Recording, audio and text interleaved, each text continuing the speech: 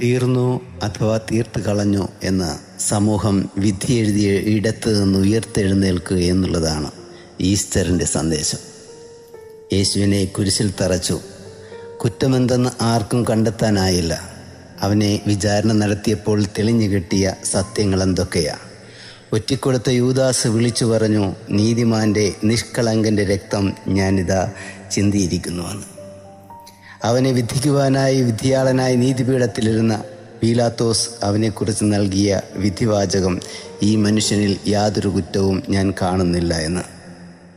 പീലാത്തോസിൻ്റെ ഭാര്യ അവനെക്കുറിച്ച് പീലാത്തോസിനോട് പറഞ്ഞു കൊടുത്തതും മറ്റൊന്നുമായിരുന്നില്ല, ആ നീതിമാൻ്റെ രക്തത്തിൽ പങ്കാളിയാവരുതെന്ന്. അവനെ കുരിശിൽ തറയ്ക്കുവാൻ മുന്നിൽ നിന്ന ശതാധിപൻ അവൻ മരിക്കുന്നത് കണ്ടുകൊണ്ട് അവനെക്കുറിച്ച് വിളിച്ചു പറഞ്ഞതും മറ്റൊന്നായിരുന്നില്ല, ഇവൻ യഥാർത്ഥത്തിൽ ദൈവപുത്രനായിരുന്നുവെന്ന്. പ്രിയരെ, ഈസ്റ്റർ നൽകുന്ന സന്ദേശം മറ്റൊന്നല്ല. സമൂഹം നമ്മളെ എത്രയെല്ലാം തള്ളിക്കളഞ്ഞാലും എഴുതിത്തള്ളിയാലും, നമ്മളെ ഇല്ലാതാക്കുവാൻ വേണ്ടിയിട്ട് സകല കുതന്ത്രങ്ങൾ പയറ്റിയാലും, സത്യവും നീതിയും നമ്മുടെ ഹൃദയത്തിലുണ്ടെങ്കിൽ ആ എഴുതിത്തള്ളലുകളെ അതിജീവിച്ചുകൊണ്ട് ഉയർത്തെഴുന്നേൽക്കുവാനുള്ള സന്ദേശമാണ് നമുക്ക് ഓരോരുത്തർക്കും നൽകുന്നത്.